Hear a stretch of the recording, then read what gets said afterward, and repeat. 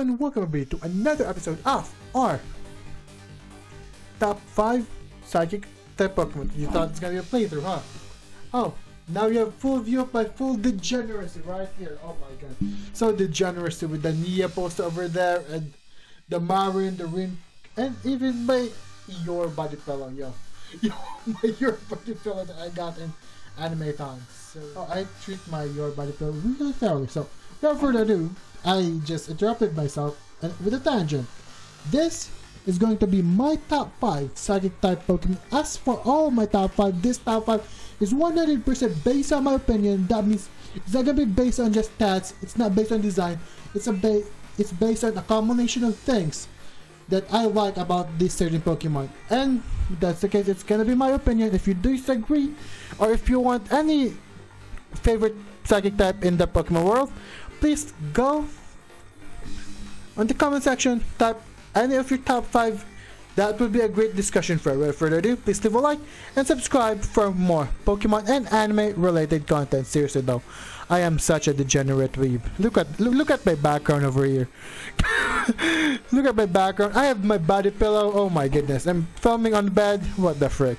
Without further ado, let's start with number 5. Number 5, GOTHITELLE. I mean, for me, I always find I've been fascinated ever since I've watched anime.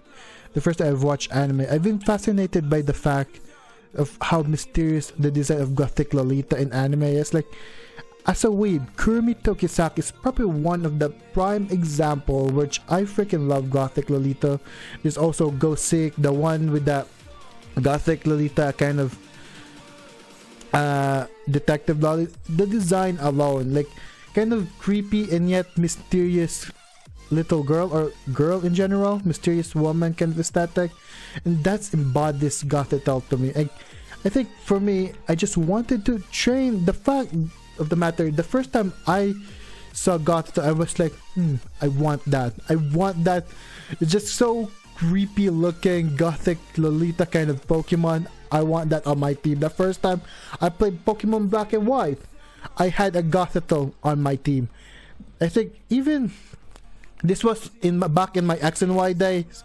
The first time I encountered it in X and Y, I immediately grabbed it and put it on my team. Just the fact of its creepy, eerie design. I love GOTHITELLE. Like, Gothic Lolita is just that kind of creepy design. And you know me, I freaking love, in the manga form, I freaking love Ibitsu.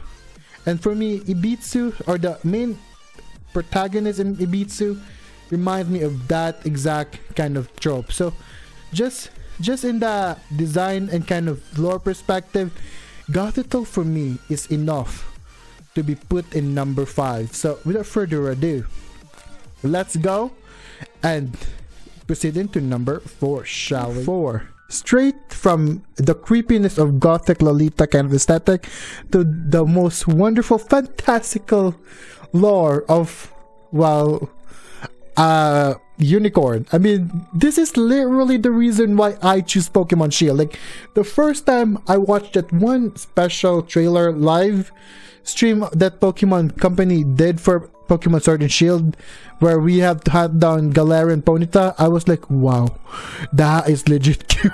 That was beautiful, majestic kind of looking horse right there. I wanted Pokemon Shield. Like, I literally had to Google search which game has Galarian Ponyta so that I can have Galarian Rapidash on my team. Like, this is just a wonderfully designed Pokemon right here. Like, not overdone. It's based on a mythical creature and it's just wonderful.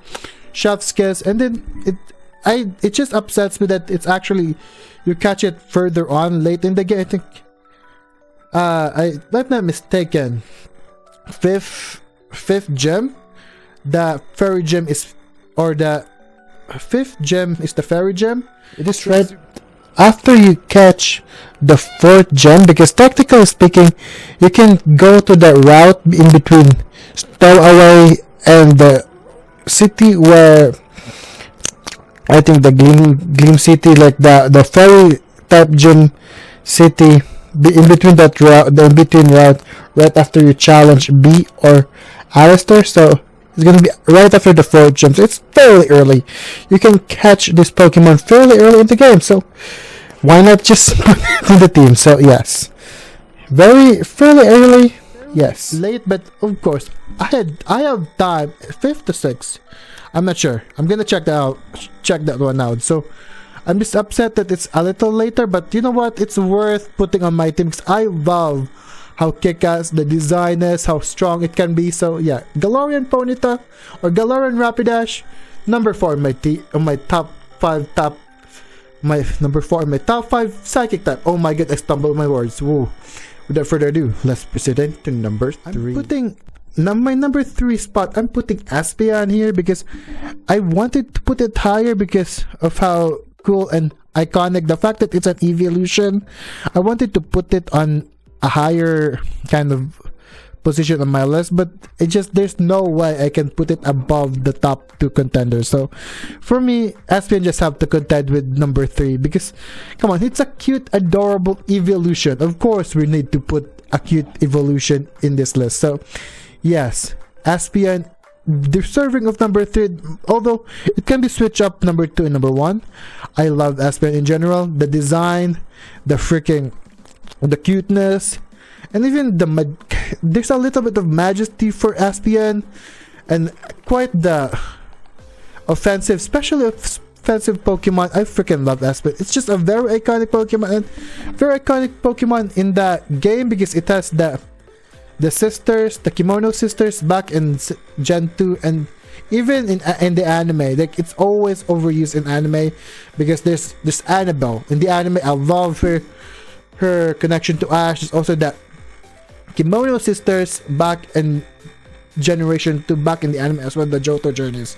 So yes, number 3, I'm gonna be putting Espeon just for how iconic it is, how cute it is. It's a very cute, adorable little psychic baby, yo. Espeon, just Espeon, and my shiny Espeon over there is so cute. Like, come on, let me just adore my shiny freaking Espeon over there. So yes, number 3, Espeon. Let's proceed into number 2. And number 2 is just a waifu. Come on, I made a lot of jokes about me dating me and my Pokemon. My character in Legends Arceus and Pokemon Shield dating Gardevoir, the waifu Pokemon Gardevoir. Although it's not really a Gardevoir because there's actually a lot more mythical lore for Gardevoir, but for most of us, we know him as that waifu Pokemon. I even nickname it I nickname it referencing one of the most popular waifu in anime, Asuna Yuki, of course, because it's a waifu. My male would be Kikunojo from... My male Gardevoir is going to be Kikunojo from One Piece, but... Well, I'm using Asuna here, so, of course. The most popular waifu of all time for anime watchers. The waifu Pokemon, it's just a really cool aesthetic design. It can be a female, and it can be a male, because it's apparently like a referencing knight kind of mythical creature. So yes, it can be a male. I love the design in general. It's a very pretty, very majestic kind of Pokemon. It's overall one of my strongest overused Pokemon of all time. I always use it every time I encounter a Ralts in a game. I've always debated in my mind whether or not I will use a Ralts, because it can evolve into Gallade, which is, of course, it's gonna be tying in here because Gallade is also one of my favorite fighting type and psychic type, probably one of my favorite psychic type. So I always put it on the back of my mind whether I want to use a Gardevoir or a Gallade. Like, that's how much I love this Gardevoir. I couldn't put it below Espeon because I rarely use Espeon as S. So yes, and meanwhile Gardevoir, for me, I've used it a lot of times. It's one of my favorite psychic type Pokemon. So yes, number 2 in my spot is gonna be Gardevoir. It's a little bit of a bias, but you know what? For me, I love the design and the freaking special attacking nature of it. I love it in the special attacking nature. And then this Gardevoir right here on the screen right now is very special because it has its hidden ability Pixelate, thus having Hyper Beam over there. It's a fairy type Hyper Beam, my dudes. It's a freaking fairy type Hyper Beam, so yes. I love this Gardevoir in general. Without further ado, let's proceed into number 1. So, I told you guys, last time I told you in one of my probably Pokemon Victory Fire playthrough episodes that how I got introduced into playing Pokemon. And one of those games is an online website game called Deluge RPG, and that was actually, I played that along with my friends, so in school, and then we build up this team, legendaries or not, and we go through the Pokemon gyms, the Pokemon route in a website kind of game format. So it's not that innovative of a game compared to a lot of the fan-made games, a lot of the Pokemon games right now, but it's a relatively fun online game. So without further ado, my number one pick is just very iconic, very nostalgic to play, because it's a very nostalgic Pokemon, because mainly it is probably one of my very first team members in that game, in Deluge RPG. And when I started playing the official games of Pokemon, I legit wanted to use ALAKAZAM. Every time I played a game, I wonder if I can use ALAKAZAM. Not to mention, it's a very iconic, powerful psychic type in the anime. I love it in the competitive scene, the anime in general.